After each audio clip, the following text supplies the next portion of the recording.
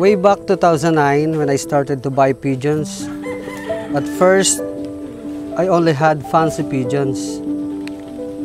But when I met Alvin Lirio, a very good friend of mine who is a pigeon fancier, that was the time when he introduced to me the pigeon racing. Sisipulan ko sila para bumaba. Then pagbaba nila, bibigay ko kaagad right away yung food nila para lagi nilang maiisip na every time na mag-whistle ako, there is always a food to serve para sa kanila.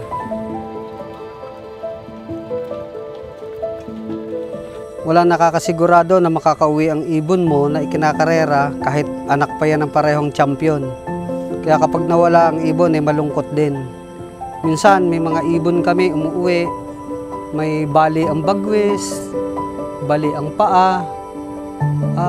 Marami, minsan namamatayan kami ng ibon.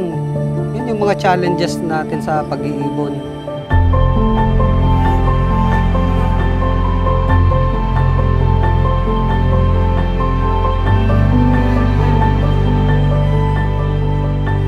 And itong pagkakalapate, hilig ko talaga to.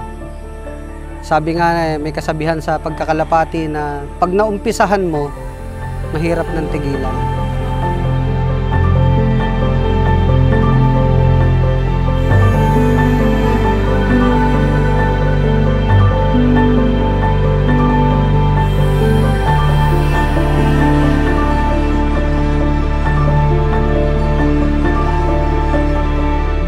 This is June Bitita from the Philippines, a member of Unified Pigeon Fanciers.